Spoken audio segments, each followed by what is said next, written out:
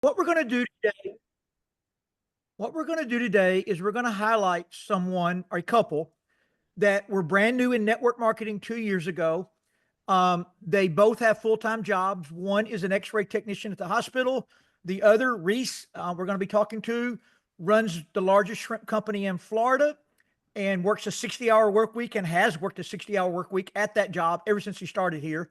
They're a blended marriage, 5 kids scattered between 3 states, all kind of things going on all the time, moving parts there. And to boot, their house blew away in a Cat 5 hurricane 5 years ago. So when I met them, they were just getting back on their feet from that. And then 6 months ago, their house burnt down to the ground. So now they've been living in limbo. And somehow, some way, they have built a plus $200,000 annual income with us in the midst of all that. And the number one thing that I always tell people is you do not need financial capital to change your life. You need emotional capital. Can you handle your daily issues and still show up and speak life into other people and help people change their life? And the answer is most can't. But if you can figure out how to do that, you can have a $200,000 a year income. So, Reese, let's start. If I don't know if Ashley was able to make us, but let's start with you, and then we're going to go to some of your Canadian leaders that's come because of your stability. But will you tell us a little bit about your life out of your mouth, like what goes on in your real world? Like what? Yeah. Our real world is just like I always say this. Everybody is the busiest person. When you talk to everybody, they will say, "I'm busy. I've got to," because we all do. Every one of us, and every one of us, that is a valid, absolute valid point. That is a valid critique of your own self. We are just too busy. We're so busy. However, I mean, you got to be busy with the right things, and that's the one thing that I try to really focus on now. But my day consists of being at work. It depends. I can be here at 4 o'clock in the morning if I have refrigeration issues or anything like that. I'm here pretty much all day. When I'm not here, I'm still here connected by the phone. And then I'm doing, our partner coach stuff. I take my lunch right now to do our IPA call. I'll excuse myself for 20 minutes, 15 minutes, whatever it is to Expand get. on that. Yep. So you literally you're on Eastern time. So this is a Hmm. 10:15 to 11 a.m. your time call. So you don't have, I mean, you're at work. So Yep. you actually take a lunch break every day at this time frame to be on the IPA call. That is correct. Yeah. Yeah. I do that. I just, when I first saw I guess it was about June or July last or in 2023, and this call was probably 40 people. But I saw the value and I learned so much from all the different leaders. I know, having Todd, having Brent, having Ken, having John and Christy. I mean, those people, when we first started, some of them we have no financial ties to or whatever, but they poured into us, and that's what I saw really quick. And then I saw it on the IPA is just how we were sharing and how the system of growth was born. Seeing that firsthand was absolutely amazing. So I saw the importance of this, and I saw the teams that we had started growing. The people that were on this call were the people that were growing. The people that were calling and complaining and saying, "I'm not growing, I'm not having any success." None of them were on the call. So I saw the value of that call. So I mean, I'm not going to miss this call. This call is the most important thing of my day when it comes to our financial life. So tell us, like, what makes you have this commitment level? Like, did you and Ashley write goals out? Like, what? Because we always say it's the why that drives us to do the work, the mundane daily stuff. Yeah, so for us, I grew up always been told, okay, you got to go to college. You need to go to college. You got to get a degree. You're going to enter the corporate world. You'll never, if you want to own your own business, you got to have money to make money. Those kind of things. So that was always my mindset. That's what we teach our kids. That's what I was saying the other day with our new movement on the young side of thing, the next gen, is that almost everybody is so programmed to go to college, to get a corporate job, to work 8 to 5. That's our mindset, and it kills your dreams. I grew up, I was a dreamer, and once I got to college and things like that, those dreams started fading. Then I got in the corporate world, and it was like, okay, this is just what you do. But the one thing is I can never get caught up on retirement. I can never get caught up on our credit cards. I could never, I mean, we were living paycheck to paycheck. We both made good money. We liked to travel. So Ashley was working three jobs, actually four when Partner Co came along. She was doing medical transcription. So She was Reese, is doing it safe catering. is it safe to say y'all were a $200,000 a year household income combined? We were 250. 250, Yeah, living paycheck to 250 to paycheck, 300. Yeah. living paycheck to paycheck. Yep. Living paycheck to paycheck. Yeah, and you can look at all you have. There's so many studies done now, and it's probably even worse now with the way the economy is and everything. For a family of four in the state of Florida to live with, to not take any vacations, or maybe it's one vacation a year, two cars, a normal size house in a normal neighborhood, to live like that, to live in that state, it's 225,000 annual income that household has to have. That's absolutely crazy when you think about it. How many households have that income? So that tells you how many households are really living, paycheck to paycheck. And you can just look at the credit card usage right now, things like that you can see. Almost all of us are living that way because, I mean, to be honest, I think our mindsets have been trained so bad to just be in that, to be content, to be okay. You always say it. Those people that make that 150, 200, 250, they're okay, but they're not great. Like, to get them, they're comfortable, but to get them to go to that next level, it's kind of hard to do. So, but what I saw, Todd, was when Ashley started making this money, we were able to pay some debt off. We were able to get off that paycheck to paycheck. And then I saw that, dude, I can retire. I'm not going to be, if I make it, I was out of shape, everything. If I make it to 90 years old, I'm not going to have a job. I'm not going to have to be a Walmart. Again, nothing against Walmart greeters or anything like that. Because if I want to do that and I want to go meet people and stuff like that, I'll go be a Walmart greeter, but because I want to, not because I have to. The way I was living my life before and the way trying to get retirement built up. I mean, you literally look at my Edward Jones account and it would say, okay, if you retire at 65, you can make it to 67, then you have no money left. So, I mean, so that's how, so I never thought I was going to be You and able to Ashley both retire. have college degrees, We and you both both have have really college good degrees. jobs. Yep, absolutely. And that's where we are. And that's where the state of this is. And so many people need this in their lives. So, and that's what I see. And that's what drives us, to see people like Christy Walsh come in, and just, and not to say she was struggling or whatever, but living paycheck to paycheck like us. And then, start with not much to start with, have to pre-sell things like that. And then be able to buy a set of tires for a car a couple of weeks, 4 or 5 weeks into this business. It changes lives. That I think we've talked about it on here. $500 a month for most people right now is the difference between going bankrupt and being able to live. $500 a month. So if you can get $500 a month into people's lives, you are changing their lives. And with our system, we have that. We have that ability to do that very quickly for people. Okay, so the first IPA this morning is like Reese and Ashley had a desire for better, get out of debt, retirement, cash flow, less stress, time freedom. Like that's what drove them. But let's talk through. So Reese, I'm just going to tell you my observation of you and of other people in the industry. Most people miss their very good people that could have changed their life because they're not prepared for them when they arrive. Their skill set's not good enough. Their presentation skills aren't ready. They don't have answers to questions. They don't know how to problem solve. They're not even plugged in.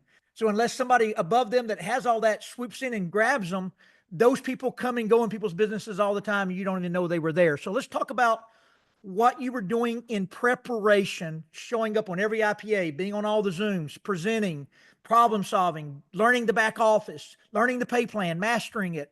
Like, talk about that process. And then it looks like you've got about 6 or 7 of your new leaders up in Canada. Christy, Mary, Carmen, Risha down in Mexico. If you don't mind, then flip over and kind of who Carol Baca Hmm. Holdings, Carol and Yep. Brian in Alberta. So if you don't mind, talk about how you got there and then how all of these leaders began to emerge out because you were prepared to train them. Because the average person would have missed these people. Well, the thing is like you said, is anytime I do something, I do it with passion. I have to be passionate about it. That's why, when I was a skeptic, I wasn't passionate about it. That's why I didn't push it. I'm passionate about shrimp. That's why do what I do. I'm passionate about these products and I'm passionate about this business because I can see how it changed people's lives. So the first thing I do is I look at who the ones that are making the biggest difference and making the biggest paycheck and having what are they doing? And so that's where it was. IPA call. I'm looking at Todd Rowland. I'm looking at Brent Palmer. What are they doing? What's Ken doing? What's John and Christy doing? And I'm learning from them. So then I'm plugging into as many of those type of people as I can that would allow me to do it. So I'm on every single one of Todd's presentations because I need to learn how to present. If I can get on a Brent presentation, I'm going to get on there because he presents a little bit different. I want to pick up Andrew Rosser, whoever it is, learning that and then trying to sharpen my skills. And I'm still not the best at everything. I know I'm not. So I utilize the people. I try to build those relationships to bring the people in to help when it's that time, when I need the help in those areas, whether it's presenting or it's whatever it is, or training. So just being prepared. So when it did happen, when Chris and Joni came and Todd's like, okay, we got to have a game plan, but dude, I'm too busy. I can't spend a lot of time there. And then just basically having to take it there and okay, I'm ready to roll with this. Let's go. I've been prepared for this. So when they hit, then it was able for me to do presentations. I meet people like Christy and Carol, and these leaders come along, and you have to make sure. Remember, Chris and Joni are new. Chris and Joni, this market is new for the system of growth. We were told the system of growth wouldn't work up there, and then to take these leaders and to say, okay, um, one thing about them is every single one of them come in that's coachable. I mean, we were talking every single day, still talk to a lot of them every single day. But I mean, anybody from Mary to Carol to Risha to Christy to Carmen now, and I watched you work in other teams, and so that's kind of how I did it. I watched Brent work in other teams, watch Ken work in other teams, watch John and Christy work in their teams and how they worked and how they moved down through them. And it just working with it and taking that mindset over to this team. And then just making sure people are trained. And then as they get trained, identifying who those are and then utilizing them. Like, hey, let's really push.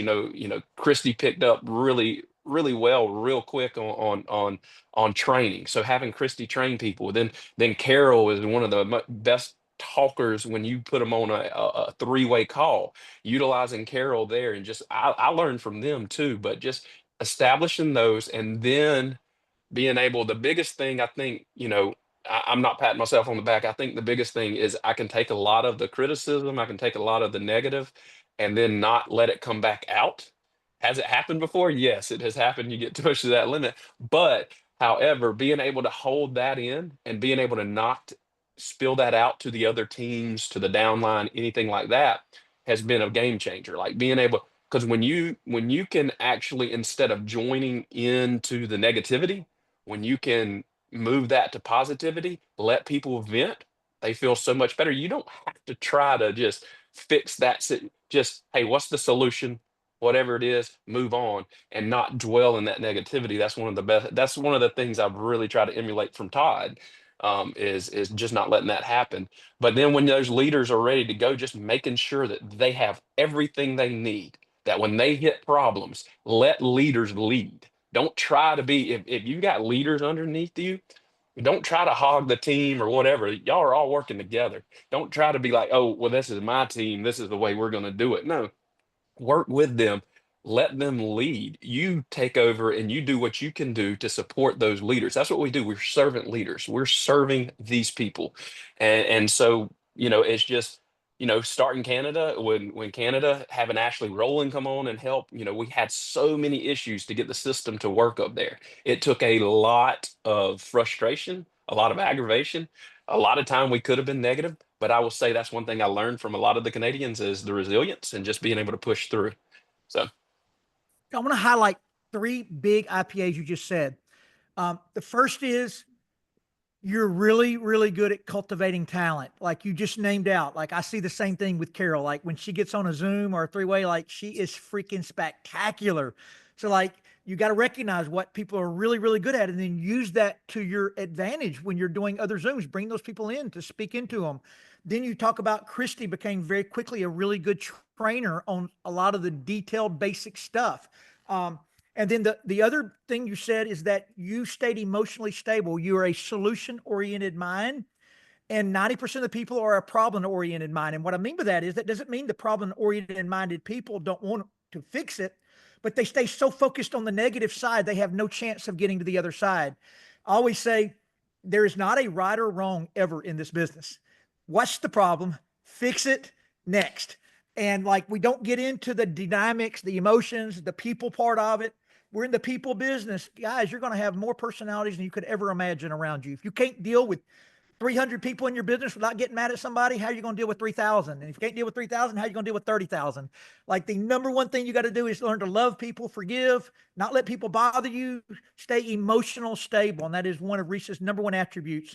And then the last thing that you do is that for whatever reason, you have this innate ability to not get distracted. So that's the last thing I want you to speak to. And if you want to ask any of your leaders anything, Risha, Christy, or whatever, go ahead and do that. And then we'll turn it over to our moderator for the day for the IPAs. But how do you not let, I mean, your house just freaking burnt down. Your wife has a couple of grown kids up in Georgia that you are having to deal with right now with different things. Like you're always pulled. You got like a son in college. You got, I mean, you got a daughter that plays sports. You homeschool. I mean, you got a lot going on. Again, but everybody does, and that's the thing. Maybe we do have some a little bit more than others, but to everybody that we're all that busy. I mean, that's just the way life is now. Um, but to stay focused, which is crazy because I have ADD, so I don't stay focused on anything. hardly. But to stay focused it is just to be honest, it's a drive, it's a passion, it's a I don't want to let people down either. I would say that's probably my bigger push, and it may be to a fault to the point that like I want I don't want to hinder anybody. I want to just help people. I really don't want to let anybody down. So that's why I'm trying to make sure like I've got it structured. I've got myself structured. I stay focused and stay focused on the people themselves and just helping people. If I stay focused on that, then I mean you taught it to me. I mean everybody says it. I mean in this business, if you want to make big money, you got to help other people make money, and you got to change lives, and that's what.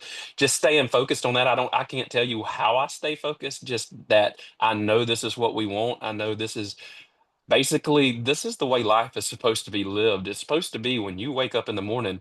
Do I want to do this or do I want to do that? Do I want to go? That's the life, man. We are not meant to be stuck in an office 8 to 5 every single day. Go home and do the same thing over and over. We are meant to get out there and to spread the word of God, to build His kingdom, and in process of that, help other people. Um, you know, expand their territory, help. So I stay prayed up, to be honest. That's probably the best way I stay focused. And it shows because you you've had so much success, you and Ashley have here, kind of right out the gate. And y'all kind of like, then you leveled out and then you're kind of starting to shoot back up again. But one thing I'm going to say is that ego and pride has not slipped up in you at all. And you're not afraid to ask for help. You're not afraid to go out there and go, okay, I need to keep learning. What can I do to get better? That is what you do constantly. I think all day, every day, just about. And I really appreciate that out of you. As a matter of fact, that's the number one thing that keeps people from making the big money is they get competitive with their own leaders in their own business. And instead of building them up and praising them and supporting them, they're like, it's a competition to them. And you're so good at that. You just praise everybody. Like you want everybody to do better than you. Well, I will say the pay plan goes it promotes that, because literally it promotes the people under you. If they do better than you, that's great, awesome. The fact that Chris and Joni, I mean all these leaders we're talking about, I mean they're probably making more than we are. Oh, they are. Exactly. Well, I A know lot Chris more. and Joni are, but I'm talking about some of the other ones we're talking about. But yeah, no, I mean Chris and Joni are making 5 times what we make, but we benefit from that. And you So brag on them. You brag on them. Exactly. I want them, and I'll tell Chris this. Me and Chris joke around back and forth, just in the fact, like, okay, I'm coming for you. I'm coming because it's kind of the same thing you see with Brent and you. There's a competition, even though we're not, and the same thing with I want to be the best, but I want you to be the best, so then I can go up above you and be the best, and that's just the way. There's some friendly competition in that, but I want every single one of these people. I wish everybody in our team was chairperson one, chairperson two, chairperson three, and we'll be stuck at president. I don't care, whatever, because we're going to still be making the money off of it. So, So, and so everybody, that means everybody's elevated. So, Reese, we're out of time, but Monday, Yep. Sarah, well, we were going to be in Punta Cana. It may not work, but whenever we can, I want Reese to highlight his top leaders in Canada on one of these calls. So Yep. just get that set up because I want them to all be able to now talk about what Reese gave them early on and now how they're doing what Reese used to do for them, for their teams, and on and on. But I do have one last question, and we'll turn it to Stephanie. And that is, I would say 50% of the equation here is being surrounded by positive people, travel, and time freedom. So, can you speak to a little bit about that first vacation you and Ashley went to Tahiti, going surfing on the biggest wave in the world, and then seeing the same wave on the Olympics, and like kind of how that opened your mind up? Yeah, it really was. That trip, that Tahiti trip, was absolutely so. So if you guys don't know, when Ashley started, and I probably should have said this in the why thing, her why, because she loves to travel. So her why was to go to Tahiti. She heard about the Tahiti trip. How do I get to Tahiti? And that's what the first thing she asked Todd. How do I get to Tahiti? Ashley told her, hey, you need $25,000 in the pay plan for one person to go. You need 50 for two people to go. And so Ashley said, well, I'm going to Tahiti. That was always the thing. When she got it for herself, she said, well, now you're going to Tahiti. But when we got, what's that, Ashley? I was going to say we broke it up weekly for her, so she knew exactly what she needed to hit every single week. You guys did it. Yeah, and that's the thing. Like that was the why. That's the why that started this for us all. But then when we got to Tahiti, it really opened my eyes because I'd never been. I'm in the corporate world. We've talked a little bit about on my IPA call.